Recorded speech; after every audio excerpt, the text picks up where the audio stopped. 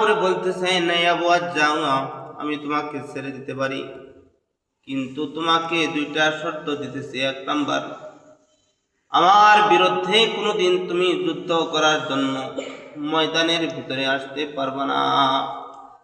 আমার বিরুদ্ধে তুমি তোমার শত্রুকে, তোমার দলবলকে কোনো সময় সাহায্য সহযোগিতা করতে পারবে না আবু আজ্জা।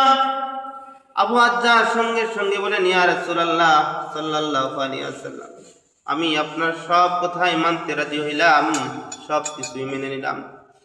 আল্লাহর হাবিব সাল্লাল্লাহু আলাইহি ওয়াসাল্লামকে যখন সব কিছু আদা করে বললেন, আল্লাহর হাবিব তাকে ছেড়ে দিলেন।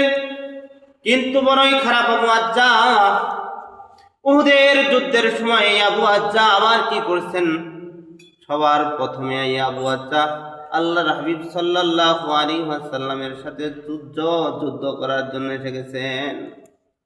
সাহাবা আজমাইন রাদিয়াল্লাহু তাআলা আনহু দেখা আশ্চর্য হয়ে গেলেন।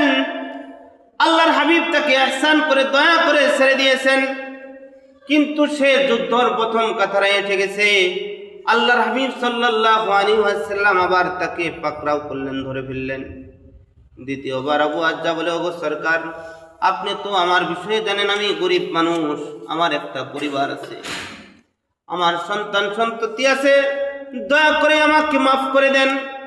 আল্লাহর হাবিব সাল্লাল্লাহু আলাইহি ওয়াসাল্লাম বললেন, এই আবু আজ্জা, তোমাকে আমি প্রথমবার মাফ করে দিয়েছিলাম, তোমার প্রতি ইহসান করেছিলাম, দয়া করেছিলাম, মাফ করে দিয়েছি, কিন্তু এইবার যদি আমি তোমাকে মাফ করে দেই, তাহলে তোমার দাড়িখানা এইভাবে ধরবে আর সবার সামনে মস্কারা করে করে বলবা যে আমি মুহাম্মদকে দুইবার ধোঁকা দিয়েছি, এই জন্য দ্বিতীয়বার আর তোমাকে ক্ষমা করা হবে না।